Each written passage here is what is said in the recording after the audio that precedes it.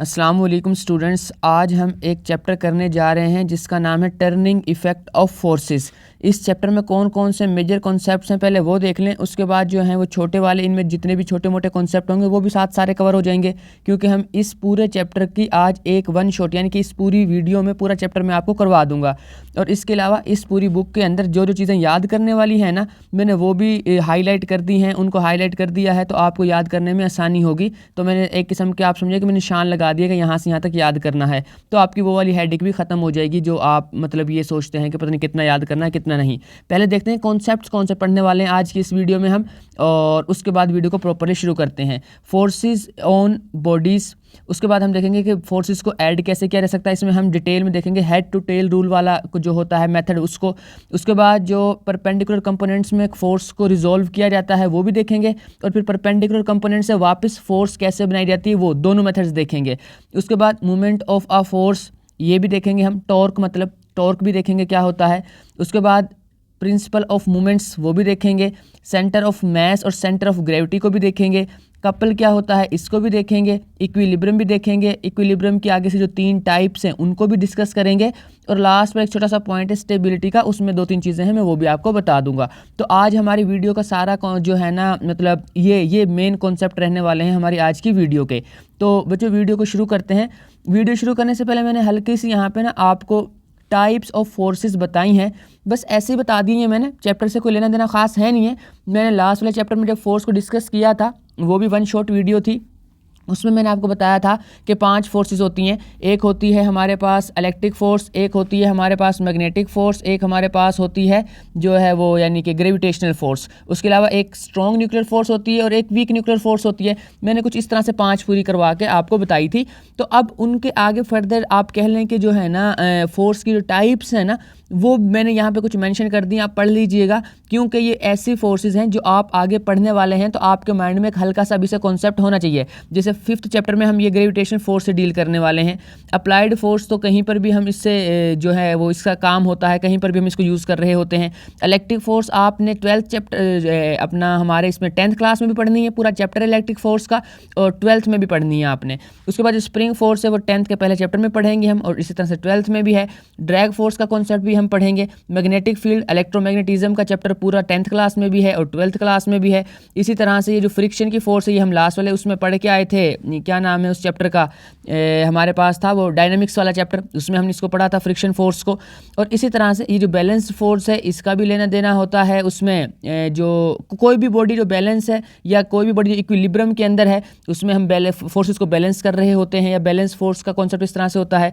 जो तैरने का उसूल पढ़ेंगे हम, या लॉ ऑफ फ्लोटेशन, इस तरह की जो चीज़ें पढ़ेंगे, लिक्विड में प्रेशर की बात करेंगे तो हम इस वाली फोर्स को कंसिडर करेंगे। तो ये फोर्सेस आप एक दफ़ा देख लीजिएगा, बाकी इनका इस चैप्टर से कोई खास लेना देना है नहीं है। ये चैप्टर शुरू होता है लाइक पैरेलल फोर्सेस और अनलाइक पैरेलल फोर्सेस से। तो बच्चों सबसे पहले तो आपको एक जो है ना वो पॉइंट यहाँ पे मैंने जो हाईलाइट किया है वो ये है कि पैरेलल क्या होता है वो समझना है। आपने इसमें सब कुछ नहीं करना, जस्ट डेफिनेशंस करनी है और कॉन्सेप्ट समझना है। तो डेफिनेशन ये है, like parallel forces are the forces that are parallel to each other and have the same direction. अब फोर्सेस का हमें पता है कि वेक्टर क्वांटिटीज़ हैं, और जो वेक्टर क्वांटिटीज़ होती हैं उनकी मैग्नीट्यूड भी होती है और कोई ना कोई डायरेक्शन भी होती है। ठीक है बच्चों, तो यहाँ पे उसने 2 चीज़ें बताई हैं हमें कि एक तो फोर्सेस पैरेलल होंगी। पैरेलल होने का मतलब क्या है पहले वो समझ लें। मैंने यहाँ पे कुछ 3-4 लाइंस ड्रॉ की ये वाली, तो इनसे मैं आपको समझाता हूँ पैरेलल क्या होता है। बच्चों पैरेलल एक बेसिकली ना पैरेलल लाइंस होती हैं, या कोई भी चीज़ अगर पैरेलल है ना वो फिजिक्स और मैथ में उसका मतलब ये है कि वो कभी भी एक दूसरी चीज़ को इंटरसेक्ट नहीं करेंगी, ये कॉन्सेप्ट है। फॉर एग्जाम्पल एक ये वाली लाइन है, मैं इसको स्ट्रेट बना देता हूँ। एक फॉर एग्जाम्पल मैं कहता हूँ ये वाली लाइन है, ठीक है, और एक ये वाली लाइन है। अब अगर मैं ये दोनों पैरेलल बन गई हैं, मैं थोड़ा सा ऐसे बनाता हूँ, हाँ अब ये ठीक है, ये पैरेलल लाइन है। इनको अगर हम ऐसे इंक्रीज करते जाएं ये मैंने इसको इंक्रीज़ किया, इसको मैंने ऐसे स्ट्रेट लाइन में इंक्रीज़ कर दिया, तो इन्होंने एक दूसरे को यहाँ पे इंटरसेक्ट कर दिया है बच्चों। जब ये एक दूसरे को यहाँ पर इंटरसेक्ट कर देंगी तो ये एक दूसरे के पैरेलल नहीं है। इसी तरह से कोई भी ऐसी लाइन जो एक दूसरे को इंटरसेक्ट कर दे वो पैरेलल नहीं होती है। तो ऐसी लाइन जो कभी भी एक दूसरे को इंटरसेक्ट ना करें वो पैरेलल होती हैं। तो उनके लिए कंडीशन क्या होती है कि उनके दरमियान जो डिस्टेंस है ना, जहाँ मर्जी से मेजर कर लो, शुरू से या जहाँ दरमियान हो गया है वहाँ से या एंड से, हर टाइम उनके दरमियान जो डिस्टेंस है वो सेम रहेगा। लेट कर लेता हूँ, अगर मैं इसके दरमियान जो डिस्टेंस था वो था 2 सेंटीमीटर का, तो ये थ्रू आउट 2 सेंटीमीटर ही रहेगा। इसको जितना मर्जी इस तरफ इंक्रीज कर लें, इसको भी इंक्रीज कर लें, ये 2 सेंटीमीटर रहने वाला है। तो जब इनके दरमियान डिस्टेंस बराबर रहेगा, ये पास नहीं आ रही हैं लाइंस एक दूसरे के, तो ये पैरेलल हैं और ना कभी दूसरे से ये इंटरसेक्ट करेंगे। तो ये सारी लाइंस एक दूसरे के पैरेलल हैं। तो आई होप कि आपको पैरेलल का कॉन्सेप्ट समझ आ गया होगा कि ऐसी लाइंस जो कभी भी एक दूसरे को इंटरसेक्ट ना करें वो पैरेलल होती हैं। ये बेसिकली फिजिक्स और मैथ में इसका कॉन्सेप्ट है पैरेलल का, मैंने समझा दिया है। और जो लाइक पैरेलल फोर्सेज होती हैं वो ऐसी फोर्सेज होती हैं जो एक दूसरे को इंटरसेक्ट नहीं करेंगी, मतलब उनकी जो वो होगी दरमियान डिस्टेंस होगा वो हमेशा इक्वल रहेगा। और उसके अलावा वो जो दूसरी चीज़ बताते हैं उनकी डायरेक्शन सेम होगी। तो ये होगी हमारे पास लाइक पैरेलल फोर्सेस, ऐसी फोर्सेस जो एक दूसरे के पैरेलल हैं और डायरेक्शन सेम है। और अगर इसी की जगह पर हम अनलाइक पैरेलल फोर्सेस को कर दें, यानी कि अगर कॉन्सेप्ट आ जाए अनलाइक पैरेलल फोर्सेस का, यहाँ पे लिखा हुआ ये देखें, तो अनलाइक पैरेलल फोर्सेस का मतलब ये है कि फोर्सेस पैरेलल तो हैं, फोर्सेस एक दूसरे के पैरेलल हैं, पर उनकी जो डायरेक्शन है वो ऑपोजिट है। तो बेसिकली यहाँ पे सारा खेल है डायरेक्शन का। तो जो डायरेक्शन है वो अगर ऑपोजिट होगी तो अनलाइक पैरेलल फोर्सेस हैं, और अगर डायरेक्शन सेम होगी तो वो लाइक पैरेलल फोर्सेस हैं। जैसे कि यहाँ पे उसने एग्जांपल दी है, ये जो हमारे पास ये है ना, ये दोनों फोर्सेस पैरेलल तो हैं, ठीक है, लेकिन ये डायरेक्शन में ऑपोजिट है। इसके अलावा ये जो इस सेब का ये जो इसने बैग पकड़ा हुआ है, इसके अंदर जितने भी एप्पल हैं वो ग्रेविटी की वजह से नीचे की तरफ आ रहे हैं। सबकी ग्रेविटी बिल्कुल स्ट्रेट लाइन में होती है, और जो सारी अगर स्ट्रेट लाइन है तो वो एक दूसरे के पैरेलल हैं। तो ये हमारे पास हो गए 2 कॉन्सेप्ट, पैरेलल और अनपैरेलल फोर्सेस के। उसके बाद है कि फोर्सेस को ऐड कैसे किया जाता है, अब उसकी बात करते हैं। वो कहते हैं forces is a vector quantity. मैंने बताया था फोर्स जो है वो वेक्टर क्वांटिटी है। Force is a vector quantity, it has both magnitude and direction. Vector के लिए अब से आगे, बल्कि जैसे हमने दूसरा चैप्टर पढ़ा था स्केलर और वेक्टर का कॉन्सेप्ट, तो हमें समझ आ गई थी कि आज के बाद जो फोर्सेस है ना उनके या फोर्स कह लो या आप कह लो कि वेक्टर क्वांटिटी, ऐसे बोलो कि जो वेक्टर क्वांटिटी है ना उनकी हमेशा 2 चीज़ें होंगी, एक मैग्नीट्यूड एक डायरेक्शन। इसके अलावा हमें पता है कि मैग्नीट्यूड खुद में 2 चीज़ें होती हैं, एक न्यूमेरिकल वैल्यू और दूसरे नंबर पर क्या होती है उसका यूनिट। ऐसे यूनिट बोल लो आप या कोई भी अप्रोप्रिएट यूनिट। तो ये बेसिकली कॉन्सेप्ट है हमारे पास इसका वेक्टर का, डायरेक्शन भी होती है और मैग्नीट्यूड भी होती है। Therefore forces are not added by ordinary arithmetic rules, यानी जो सिंपल प्लस माइनस डिवाइड जिस तरह से हम कर रहे होते थे ना, या अगर एडिशन की बात हो रही है जैसे सिंपल हम ऐड कर देते हैं, जैसे मैंने यहाँ किया है 5, 4 और 6 को ऐड किया 15 बना, 6, 7 और 9 को ऐड किया वो 22 बना है। तो इस तरह से इनको नहीं ऐड कर सकते, इनमें डायरेक्शन का बीच में कोई रोल आ जाएगा। तो when forces are added we got the resultant force. तो हम जब इन फोर्सेस को ऐड करते हैं तो हमें एक रिजल्टेंट फोर्स मिलती है। ऐसे नहीं ऐड कर सकते, पहले मैं ये पढ़ता हूँ फिर मैं आपको बताता हूँ और फर्दर इस पर हम डिटेल में बात करेंगे। मैंने 3-4 और इसकी एग्जांपल्स दिए नीचे, जो कहते हैं a resultant force is a single force that has the same effect as the combined effect of all the forces to be added. यानी कि अगर ये एक फोर्स थी, एक ये वाली फोर्स थी, मैं वैसे रैंडम एग्जांपल दे रहा हूँ, एक ये वाली फोर्स थी, ठीक है बच्चों, एक ये वाली फोर्स थी, ये एक ही बॉडी पर अमल कर रही थी। ये सारी की सारी फोर्सेस एक बॉडी पर अमल कर रही थी, एक्ट कर रही थी, एक ही बॉडी के ऊपर अप्लाई हो रही थी। तो जब ये एक ही बॉडी पर अप्लाई होंगी तो इन सब का जो कम्बिनेशन मिक्स होकर ये सारी फोर्सेस एक दूसरे को किसी के इफेक्ट को कैंसिल करेंगी, कोई किसी के इफेक्ट को बढ़ाएगी, यानी कि ऐड होंगी। लेकिन ओवरऑल इन सब का क्या रहेगा रिजल्ट, बॉडी पर क्या इफेक्ट होगा, उसको हम इस मेथड के जरिए, एडिशन के जरिए सिर्फ एक सिंगल लाइन से शो कर देते हैं। तो उस सिंगल लाइन को लेट कर लेते हैं। अगर ये कहीं ऐसे अगर लाइन बनती है ऐसे, तो इस सिंगल लाइन को रिजल्टेंट फोर्स बोल देंगे। आगे मैंने इनकी फर्दर डिटेल में बात की है, तो आई होप कि आपको ये जो लाइन लिखी हुई उसका समझ आ गया, ये वाली जो लाइन है इसका कॉन्सेप्ट समझ आ गया होगा कि एक सिंगल लाइन हमें जो मिलती है, सिंगल जो वेक्टर मिलता है हमें, उसको हम रिजल्टेंट बोलते हैं, जो कि डायरेक्शन भी बताता है, उन सब की इकट्ठी करके डायरेक्शन भी बताता है और उसकी मैग्नीट्यूड भी बताता है। जब हम किसी स्केलर को ऐड करते हैं ना, ऐसे ऐड कर लेते हैं इजीली, कोई मसला नहीं होता। पर इन वेक्टर्स को ऐसे ऐड नहीं किया जा सकता, इनके साथ डायरेक्शन का मसला है। ये आई, जे और के आप बड़ी क्लासेस में पढ़ने लग जाएंगे। ये इनके बेसिकली यूनिट वेक्टर के लिए इनके डायरेक्शंस बता रहे हैं, ये कि एक्स एक्सिस है, वाई एक्सिस है, जी एक्सिस है। आगे आप इसको मैथ में भी पढ़ोगे आप इसको, और फिजिक्स के बड़े चैप्टर्स में पढ़ोगे। ये वेक्टर का कॉन्सेप्ट, स्केलर वेक्टर का, स्पेशली स्केलर का तो छोटा सा होता है, पर वेक्टर का इन डिटेल आगे बहुत ज़्यादा बात हुई है बड़ी क्लासेस में इस चीज़ के ऊपर। ये जो वेक्टर है ना, ये आपकी जान नहीं छोड़ने वाला जब तक आप फिजिक्स पढ़ रहे हैं या मैथ पढ़ रहे हैं। तो खैर, अब हम इसको ऐसे नहीं कह सकते 9ij, ये गलत है, वेक्टर ऐसे ऐड नहीं होते हैं। और हम इसको ये भी नहीं कह सकते कि सारे ऐड होके भाई ये 16 22 ij के बन जाएंगे, ऐसे नहीं बनेंगे। ये इनके एडिशन का तरीका ये नहीं होता है। तो इनका तरीका कौन सा होता है? उन तरीकों में से एक तरीका है हेड टू टेल रूल का। यानी कि हेड टू टेल रूल ये हमारे पास आ गया। इसमें करना क्या होता है, पहले वो मैं पढ़ता हूँ, फिर मैंने एग्जांपल दिए 4-5, तो वो उनको अच्छे से देखेंगे हम, तो हमारा कॉन्सेप्ट मजीद क्लियर हो जाएगा। देखो कहते हैं टू टेक एनी, कहते हैं take any one of the vectors as first vector. कोई भी वेक्टर पकड़े, उसको फर्स्ट वेक्टर माने, उसको वेक्टर ए बोल दे। Then draw next vector B such that the tail coincide with the head of the first vector. पहला हमारे पास ए वेक्टर था, हमने ये लिया, और बी वेक्टर को ऐसे रखना है कि ए का हेड और बी की टेल आपस में मिलें। ठीक है बच्चों, ऐसे। तो इसी तरह से इनको जोड़ते जाना है कि जो उससे पहले हमने वेक्टर, जो सबसे पहले वेक्टर ड्रा किया था, उसका हेड अगले वाले की टेल, फिर अगले वाले का हेड उससे अगले वाले की टेल, उससे अगले वाले का, मतलब ये अभी तो हमारे पास 2 ही फोर्सेज है ना, आगे हमने 3-4 को भी रखा है, बट ये कॉन्सेप्ट ये होता है कि हमने एक वेक्टर को दूसरे वेक्टर से ऐसे जोड़ना है कि जो पहले था वेक्टर उसका हेड हो और जो नया वेक्टर आ रहा है उसकी टेल आपस में मिले। ठीक है, तो ये कॉन्सेप्ट होता है। तो इसीलिए इसका हेड टू टेल रूल भी नाम भी पड़ा हुआ है। हम आगे पढ़ते हैं, फिर बड़ी एग्जांपल देखते हैं जिसमें 3-4-5 वेक्टर्स को यूज़ किया गया है। तो कहते हैं उनको ऐसे जोड़ दें, फिर वो कहते हैं similarly draw the next vector for the third force if any with its tail coincide with the head of the previous vector and so on. मैंने बता दिया कि आपने ऐसे जोड़ना है कि जो पहले हमने जो ड्रॉ किया है वेक्टर उसका हेड नेक्स्ट वाले की टेल, फिर अगर कोई और होता तो उस सेकंड वाले की हेड थर्ड वाले की टेल, अगर कोई फोर्थ होता तो थर्ड वाले का हेड होना था, फोर्थ वाले की टेल होनी थी, अगर कोई फिफ्थ होता तो फिफ्थ वाले का जो है ना इधर से टेल और फोर्थ वाले का हेड आपस में मिलना था। तो ये बेसिकली कॉन्सेप्ट है, इसके इस तरह से वेक्टर्स को जोड़ा जाता है। अब नेक्स्ट वो कहते हैं नाउ, अब रिजल्टेंट का काम डिफरेंट है, याद रखिएगा। ये तो था वेक्टर्स को जोड़ने का, फिर रिजल्टेंट क्या होगा, वो कहते हैं now draw a vector R such that its tail is at the tail of vector A. The first vector जो था, जो पहला वेक्टर था, उसकी टेल और रिजल्टेंट की टेल आपस में मिलनी चाहिए, जबकि जो हेड है रिजल्टेंट का वो जो लास्ट वेक्टर होगा ना उसके हेड से मिलना चाहिए। ये इसका कॉन्सेप्ट है। तो फिर वेक्टर आर रिजल्टेंट होगा हमारा, जो कि उसकी जो सारा ओवरऑल फोर्सेज है उन सब का मैग्नीट्यूड भी हमें और डायरेक्शन भी हमें, दोनों का कॉन्सेप्ट हमें बता देगा, दोनों की जो है वैल्यूज हमें दे देगा।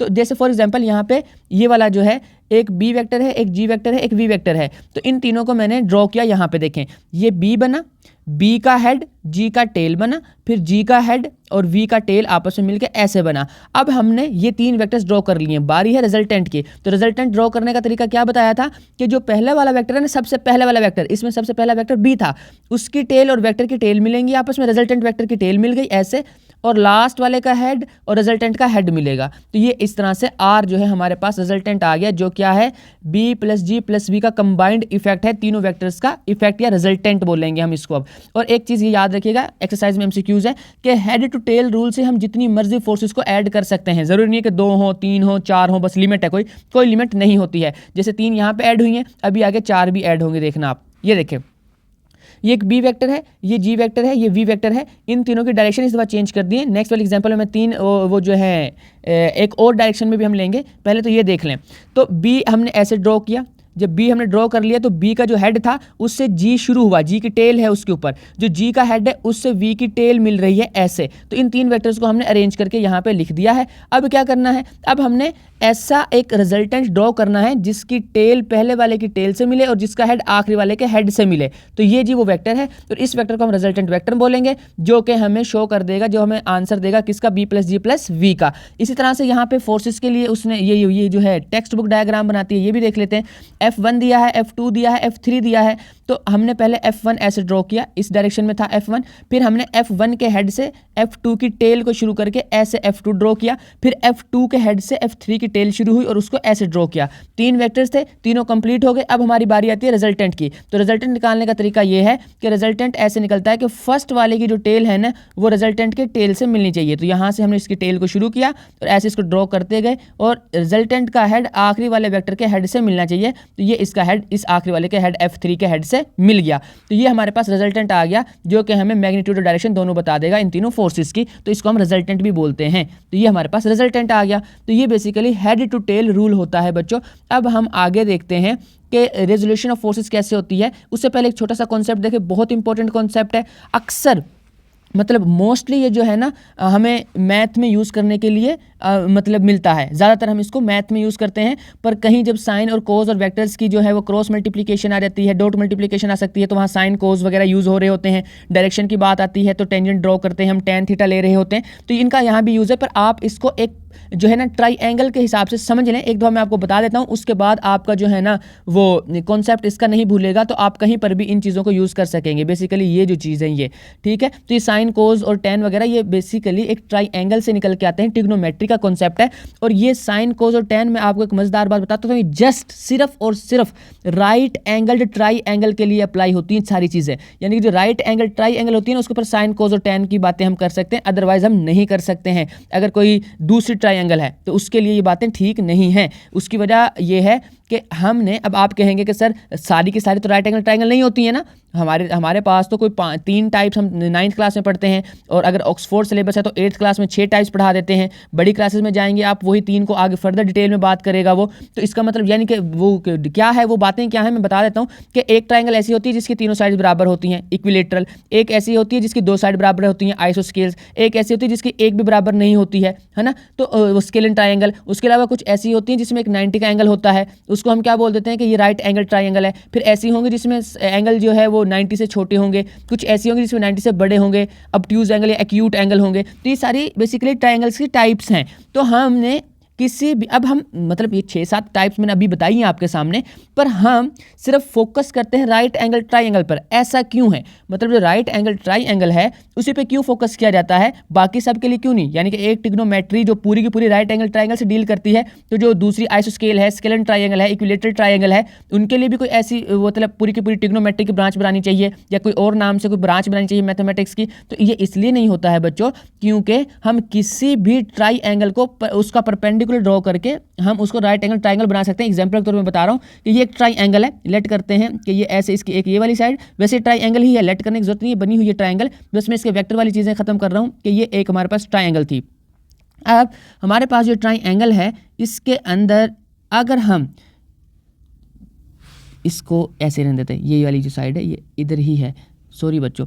अब हमारे पास जो ये वाली जो साइड थी ये ऐसे ड्रॉ करनी है। अब हम इस ट्राइंगल को अगर राइट एंगल ट्राइंगल में कन्वर्ट करना चाहते हैं तो यहाँ से ऐसे परपेंडिकुलर ड्रॉ कर देंगे, सही है बच्चों। तो ये परपेंडिकुलर ड्रॉ हो जाएगा, तो एक हमारे पास इधर राइट एंगल बन गई, एक हमारे पास इधर राइट एंगल बन गई। इस पर भी साइन कोस tan लग सकते हैं, इस पर भी साइन कोस tan लग सकते हैं। तो इसका मतलब ये हुआ कि कोई भी ट्राइंगल जो मर्जी टाइप उसकी हो, उसको राइट एंगल ट्राइंगल बनाया जा सकता है। तो इसका मतलब है कि जस्ट राइट एंगल ट्राइंगल के लिए नहीं है ट्रिग्नोमेट्री, बल्कि वो सब के लिए है, क्योंकि सब ट्राइंगल जो है वो राइट एंगल ट्राइंगल बन सकती हैं। तो इसलिए आप याद रखिएगा कि ट्रिग्नोमेट्री से हम किसी भी राइट एंगल ट्राइंगल को, मतलब किसी भी ट्राइंगल को सोल्व कर सकते हैं राइट एंगल ट्राइंगल बनाकर। खैर, तो राइट एंगल ट्राइंगल का मतलब मैं वर्ड यूज कर रहा हूं, तो आई होप कि आपकी जो क्लास है इसमें आपको उसका पता होगा कि राइट एंगल ट्राइंगल वो होती है जिसमें एक एंगल 90 का होता है। राइट एंगल बोलते हैं 90 के एंगल को, ठीक है। तो अब हमारे पास जो साइन थीटा होता है ना, वो एक चीज और भी याद रखें, यहीं पे यूज हो जाएगी वो, कि जो एक ये लाइन है ना, इसको कहते हैं वाई एक्सिस, और इस वाली लाइन को कहते हैं एक्स एक्सिस, ठीक है। तो अगर ये मैं लेट करके चल रहा हूं कि ये हमारे पास कोई फोर्स है, चलें पहले ये कॉन्सेप्ट समझ लें, फिर फोर्स वाले को बाद में बात करते हैं। जो साइन थीटा निकालते हैं ना, वो हम निकालते हैं इस परपेंडिकुलर से इस हाइपोटेनस को डिवाइड करके, ओके बच्चों। और जो हम कोस निकालते हैं वो इस बेस को इस हाइपोटेनस से डिवाइड करके निकालते हैं, और जो हमारे पास tan निकलता है उसको हम बेसिकली परपेंडिकुलर है इसको बेस से डिवाइड करके निकालते हैं। ये याद रखिएगा जी, यहाँ तक ये इंपॉर्टेंट है। ABC तो नाम चेंज हो सकते हैं, पर इतना पोर्शन इंपॉर्टेंट है कि कौन किसके जो है वो इक्वल होता है। साइन परपेंडिकुलर ओवर हाइपोटेनस, कोस ये जो है बेस ओवर हाइपोटेनस, और जो tan है वो परपेंडिकुलर ओवर बेस। आपने ये याद रखना है, ये आगे यूज होंगी, बहुत ज़्यादा यूज होंगी, ये ट्रिग्नोमेट्री में यूज होंगी। और ट्रिग्नोमेट्री आपके 10th क्लास में भी है, 9th क्लास में भी है, फर्स्ट ईयर में भी है, सेकंड ईयर में भी है। तो आपने टेंशन नहीं लेनी है, बस इसको याद कर लेना। इनकी फर्दर 1-2 ट्रिक्स मैं आगे बता दूंगा इसी लेक्चर के अंदर। तो बच्चों हम फोर्सेस को जो है उनकी रेजोल्यूशन की तरफ चलते हैं, उनको स्प्लिट करने की तरफ चलते हैं। वो कहते हैं the process of splitting up vectors, यानी कि यहाँ पर उस वेक्टर की जगह पे फोर्सेज आएंगी, क्योंकि हम उनकी एग्जाम्पल लेके चलेंगे। इनटू देयर कंपोनेंट फोर्सेस, उनके कंपोनेंट फोर्सेस में स्प्लिट कर देना एक फोर्स को, वो उसकी क्या कहलाती है, उसकी वो आगे कहते हैं उसकी कहलाती है जी वो रेजोल्यूशन ऑफ फोर्सेस होगी वो। तो अब वो कैसे, कि हम आगे डिटेल में बात करते हैं। ये देखें, splitting up of a force into two mutually perpendicular components is called resolution of the force. अब वो जो कंपोनेंट्स होते हैं ना वो परपेंडिकुलर भी हो सकते हैं, तो वो बल्कि परपेंडिकुलर होते हैं ऐसा बोल लो। तो जो परपेंडिकुलर कंपोनेंट्स में किसी भी फोर्स को तोड़ देना, स्प्लिट कर देना, क्या कहलाता है, उसकी रेजोल्यूशन ऑफ फोर्सेस कहलाता है। वो कहते हैं कि कंसिडर करें कि एक फोर्स है और जो कि ओ ए है, फोर्स का नाम जो लाइन ओ ए से शो की हुई है, ये देखें, ये है जी वो फोर्स, ये आ रही, ये ओ ए है, और मैं इसको थोड़ा सा ऐसे में शो कर देता हूँ, ये ओ ए लाइन है। अब करना क्या है इस ओ ए लाइन का, वो कहते हैं कि इसका कोई ना कोई थीटा बन रहा है जी, बिल्कुल बन रहा है, यहाँ पे हमें नजर आ रहा है कि ये थीटा है इसका।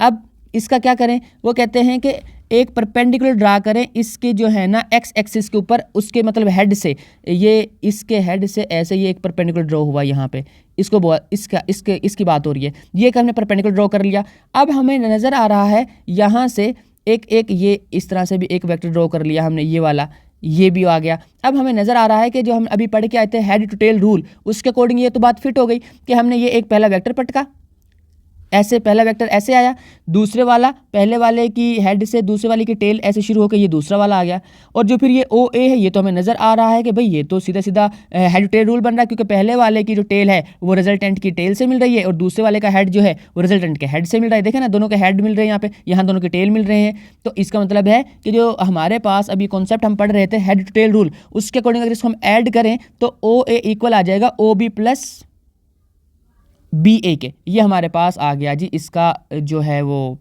कॉन्सेप्ट। अब हमारे पास वो कहते हैं the components O B and B A are perpendicular to each other. हाँ देखें ना, ये एक दूसरे का परपेंडिकुलर है, यहाँ पे ये एंगल 90 का बनता है, तो ये बिल्कुल परपेंडिकुलर है।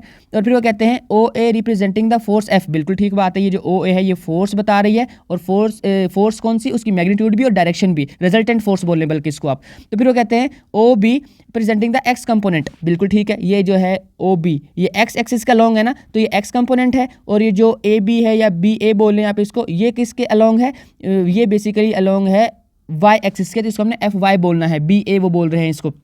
वैसे एक चीज़ और भी याद रखिएगा बच्चों, बी ए और ए बी वेक्टर्स के लिए सेम नहीं होते हैं, ये चीज़ें जो हैं ये कभी भी सेम नहीं होता है। इसकी वजह हम आगे देखेंगे कि डायरेक्शन का लेना देना होता है इसके अंदर।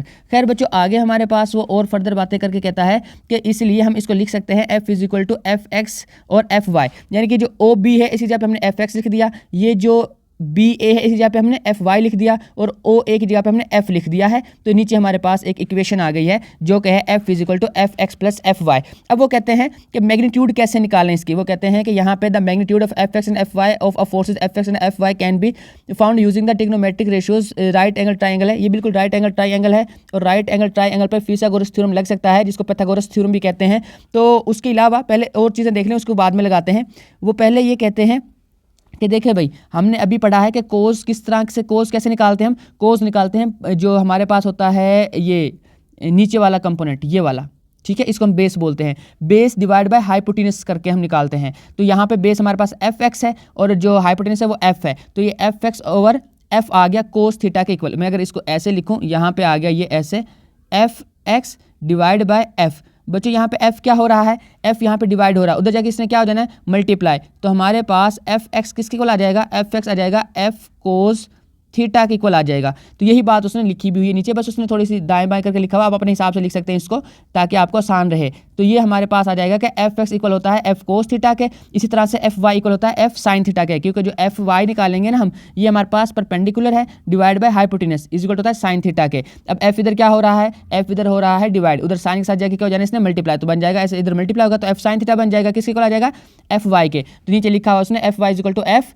Sign theta. तो आपने दो चीज़ें याद रखनी है, ये यूज़ होंगी न्यूमेरिकल्स के अंदर, एफ साइन थीटा और एफ कोस थीटा। अगर हमारे पास एक्स एक्सिस, यानी कि हमारे पास अगर ये एक्स एक्सिस का लॉन्ग कोई है वो, यानी कि इसको हम आगे पढ़ेंगे कि हॉरिजॉन्टल कंपोनेंट है कि वर्टिकल कंपोनेंट है। तो ये हॉरिजॉन्टल कंपोनेंट है, ये वाला हॉरिजॉन्टल कंपोनेंट है, और ये वाला वर्टिकल कंपोनेंट है, ये शायद आगे वो बात करेगा तो मैं आपको बता दूंगा। उसके अलावा बच्चों अब हमारे पास ये होगी कंप्लीट बात। अब हमने एक चीज़ और सीखनी है, जैसे ही इनका साइन, मैंने बताया भी आपको कि इनका बहुत यूज़ होता है साइन कोस टेन वगैरह का, इसी के साथ इनके ही जहाँ पर ये यूज़ होंगे वहीं पर ये वैल्यूज़ भी यूज़ होती हैं। साइन कोस टेन के 0 पे कितनी वैल्यू है, 30 पे कितनी है, 45 पे, 60 पे और 90 पे। एक आसान चीज़ ये है कि आप इनको कैलकुलेटर से कैलकुलेट कर सकते हैं, पर एक बुरी बात ये है, या बुरी बात नहीं है बस है वो, कि हमने इनको कभी कभी इन वाली वैल्यूज़ में भी याद करना होता है। यानी कि हम इनका पॉइंट में आंसर नहीं दे सकते, बस ये वाली वैल्यूज़ लिखनी होती हैं हमने। तो हमारे पास जब ये वाली वैल्यूज़ लिखनी पड़ती हैं हमें, ये वाली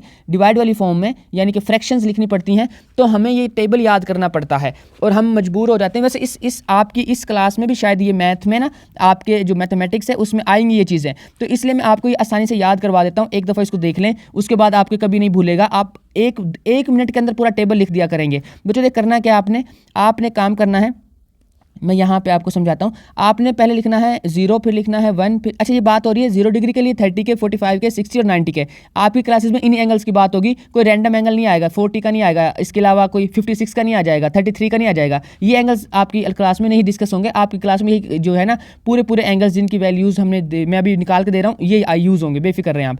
तो बेसिकली करना क्या है, पहले लिखना है 0, फिर लिखना है 1, फिर लिखना है 2, फिर लिखना है 3, फिर लिखना है 4। सबको 4 से डिवाइड करा देना है। मैंने सबको ये देखे नीचे यहाँ पे 4 से डिवाइड करा दिया। सबको 4 से डिवाइड करने के बाद आपने सबके ऊपर स्क्वायर रूट ले लेना बच्चों। ये हमने सबके ऊपर स्क्वायर रूट ले लिया। तो इतनी बातें आपको समझ आ गई हैं कि पहले लिखो 0 के नीचे से शुरू करो, 0 लिखो, यहाँ पे आएगा जी, यहाँ पे 0, 1, फिर ऐसे 2, यहाँ पे 3 और 4। सबको 4 से डिवाइड करो और स्क्वायर रूट ले लो। ये मैंने किया इसके नीचे वाले स्टेप में, और इनको सोल्व करना शुरू कर दो। 0 से कोई भी चीज़ डिवाइड होती है 0 आंसर देते हैं, 0 का स्क्वायर रूट 0। ये आ गया जी हमारे पास। अच्छा ये जो वैल्यूज़ है ना, ये याद रखिएगा, ये जो वैल्यूज़ निकल रही हैं ये साइन की निकल रही हैं। अगर हम साइन निकाल लेते हैं ना, उसके बाद कोस निकालने का तरीका मैं भी आपको बताता हूं, और टेन निकालना उससे भी आसान हो जाता है। तो बेसिकली हमारे पास होगा क्या, आप गौर से देखें कि ये जो हमारे पास ये 1/4 है, जब हम इसको देखेंगे तो 1 का स्क्वायर रूट 1 ही होता है, 4 का स्क्वायर रूट 2 होता है। तो स्क्वायर रूट लेंगे जब इसका तो 1/2 आंसर मिलेगा हमें। उसके बाद जब हम 2 का स्क्वायर रूट लेंगे, यहाँ पे हमारे पास जो वैल्यू आएगी, देखें इस वाली वैल्यू को उठा के मैं यहाँ पे सोल्व करके देता हूँ। इसमें 2 स्टेप हुए हैं। देखें 2 के ऊपर स्क्वायर रूट ऐसे ही रहा, नीचे 4 था ना, 4 का स्क्वायर रूट जब लेंगे तो 2 आंसर देगा। बट अब आपको ये मैं जब दूसरा चैप्टर मैथ का करवा चुका हूँ, डिटेल में हम बातें कर चुके हैं। आप मेरे चैनल विजिट करके केमिस्ट्री, फिजिक्स और मैथ तीनों पढ़ सकते हैं। मैंने मैथ के 6-7 चैप्टर करवा दिए हैं। तो अब आपको इस बात का पता है कि हम किसी भी एक जो वैल्यू है जो कि जिसके ऊपर कोई भी पावर नहीं है, मतलब 1 है, उसको 2 दफ़ा स्क्वायर रूट में करके लिख सकते हैं। ये रूल है। हम इसको जब लिख लेंगे 2 दफ़ा स्क्वायर रूट में तो 2 से 2 हो गया कैंसिल, तो 1/√2 बचेगा। तो यही वहाँ पे लिख दिया है 1/√2। अब नेक्स्ट हमारे पास क्या है, 3 के ऊपर स्क्वायर रूट ऐसे रहा, 4 के ऊपर जो स्क्वायर रूट लेंगे तो वो 2 आंसर दे देगा। और यहाँ पे 4 और 4 जब कैंसिल होंगे तो 1 बचेगा। 1 का जब स्क्वायर रूट लेंगे तो आंसर 1 ही आएगा, क्योंकि 1 का स्क्वायर रूट भी 1 ही होता है। 1 की वजह से कोई भी पावर लो 1 ही होती है। अच्छा बच्चों, ये हो गए हमारे पास साइन की सारी वैल्यूज़। जब ये साइन की सारी वैल्यूज़ हो जाएंगी तो अब हम इससे कोस कैसे निकाल सकते हैं, बहुत आसान है इसमें से कोस निकालना। कोस निकालने के लिए इन सारी वैल्यूज़ को बस चेंज कर दो। लास्ट वाली 1 थी उसको यहाँ लिख दो, उसके बाद √3/2 थी, ये थी ऐसे, √3/2 उसको यहाँ लिखो, उसके बाद 1/√2 थी उसको यहाँ लिखो, और 1/2 यहाँ थी ऐसे, यानी कि ये चेंज, और 0 लास्ट पे आ जाएगा। ये बच्चों हो गया हमारे पास साइन कोस। साइन कोस आ जाता है तो tan कैसे निकालते हैं, sine divide by tan, tan theta is equal to होता है sine theta divide by cos theta. दोनों वैल्यूज को डिवाइड करके आंसर निकाल लेना। तो ये हमारे पास पूरा टेबल आपको याद हो जाएगा। आई होप कि मैं इसको समझा पाया हूँ आपको प्रॉपरली कि आप टेबल कैसे इजीली बना सकते हैं। अगर आप कहते हैं तो इस पर मैं अलग से वीडियो बना दूंगा। बाकी आई होप कि आपको समझ आ गई होगी। तो अब हम अपने चैप्टर पर वापस आते हैं जो कि हमारा आज का मेन टॉपिक था। तो बच्चों अब अपने इसमें करना क्या है, अब गौर से देखें। पहले एक एग्जांपल देखते हैं, फिर उसने एक साइड पे बॉक्स में एग्जांपल दिए वो भी देखते हैं। मैंने दोनों सॉल्व की हुई हैं। वो कहता है कि एक मैन है, कोई भी एक बंदा है, एक मैन है, वो ट्रॉली को पुलिंग हॉरिजॉन्टल रोड विद, उसने जो उस ट्रॉली को पुल किया है उसकी जो फोर्स थी वो 200 न्यूटन थी, एंगल 30 का था। ठीक है, अब वो विद हॉरिजॉन्टल, ये इस एंगल की डायरेक्शन है, मतलब डायरेक्शन ही समझो आप, इसको समझो कि ये हॉरिजॉन्टल था। उसके बाद वो कहते हैं कि find the horizontal vertical component, 2 चीज़ें हैं वो फाइंड करें। हम कहते हैं ओके, ये फोर्स है, ये थीटा आ गया हमारे पास, तो हमने एफ एक्स और एफ वाई निकालना भी पड़ा था ना, F x is equal to F cos theta, F Y F sine theta. तो हमने ये वैल्यूज फाइंड कर लेनी। एफ पे 200 आ गया, साइन का जब कोस 30 लेंगे ना हम, तो वो ये आंसर मिलेगा 0.866, और जब साइन 30 लेंगे वो मिलेगा 0.5। उन दोनों को रिस्पेक्टिवली पहले उसको इस 200 से मल्टीप्लाई करेंगे तो ये आंसर मिलेगा, जब 0.5 को 200 से मल्टीप्लाई करेंगे तो ये आंसर मिलेगा। दोनों जो है हमारे पास एग्जाम्पल्स जो है वो एग्जाम्पल में 2 आंसर निकालने थे तो 2 आंसर निकल आए हैं। अब हमारे पास जो कॉन्सेप्ट है ना इस तरफ, ये बड़ा इंपॉर्टेंट है, शॉर्ट में पूछा जा सकता है, लॉन्ग में भी पूछा जा सकता है, पर इसमें कुछ चीज़ें यूज़ हुई हैं, गौर से देखें। पहले वो यहाँ पे वर्ड यूज़ करता है कि राइट एंगल ट्राइंगल है। ओके, राइट एंगल ट्राइंगल है और उसकी जो बेस है वो 4 सेंटीमीटर है, परपेंडिकुलर जो है उसका वो है 3 सेंटीमीटर। हमसे क्या कहता है, लेंथ ऑफ हाइपोटेनस निकाल के दो, हमें sine theta, cos theta, tan theta निकाल के दे। हमें भी पढ़ चुके हैं इन सब चीज़ों को, तो हमें पता है कि जब अगर एक ट्राइंगल है, राइट एंगल ट्राइंगल है अगर एक, तो उसमें 3 चीज़ें होती हैं, यानी कि 3 साइड होती हैं उसकी। अगर हमें 2 साइड दे दे तो तीसरी हम निकाल सकते हैं, और उस तीसरी साइड को निकालने के लिए हम क्या यूज़ करते हैं, फिथागोरस थ्योरम। तो ये बेसिकली जो मैंने लिखा हुआ ना यहाँ पे, ये फिथागोरस थ्योरम ही है, ये वाला हाइपोटेनस का square is equal to base square plus perpendicular square. तो हमारे पास बेस और परपेंडिकुलर की वैल्यू उसने दी हुई है, तो हम लिखेंगे बेस की जगह पे 4, परपेंडिकुलर की जगह पर 3, तो 4 का स्क्वायर 16, 3 का स्क्वायर 9 इज इक्वल टू 25। अब हमारे पास हाइपोटेनस का स्क्वायर है, हमें स्क्वायर नहीं चाहिए, हमें जस्ट हाइपोटेनस चाहिए। तो taking square root on both side, तो हमने दोनों तरफ स्क्वायर रूट लिया, तो 5 मिली जी हमें h की वैल्यू, हाइपोटेनस की वैल्यू। जब साइन थीटा होता है परपेंडिकुलर डिवाइड बाय हाइपोटेनस, तो हमने परपेंडिकुलर कितना निकाला है, हमने निकाला, उसने दिया हुआ था 3 था वो, और हमारा हाइपोटेनस कितना निकला 5, तो 3 और 5 आंसर आ गया साइन थीटा का।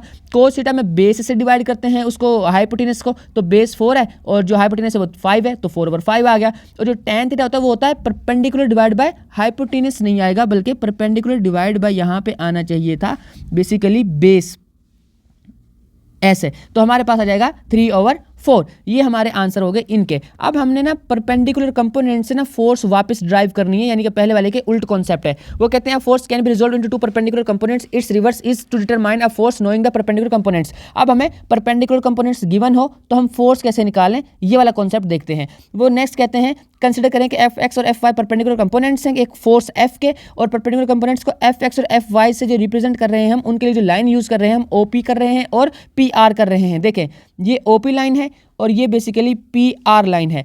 लेकिन उससे पहले आप एक चीज़ और भी देख सकते हैं, इसमें कोई बड़ी बात नहीं है। देखें यहाँ से ओ और क्यू जो है ना, ये भी आप कह सकते हैं कि भाई हमने जब जो एफ एक्स है वो एक्स एक्सिस पे ड्रॉ किया है, तो एफ वाई जो है वो हम वाई एक्सिस पे क्यों नहीं ड्रॉ कर सकते। तो आप 100% कर सकते हैं, पर एक और कॉन्सेप्ट यूज़ होता है इधर हम वेक्टर्स के अंदर कि हम किसी भी वेक्टर को पैरेलली शिफ्ट कर सकते हैं।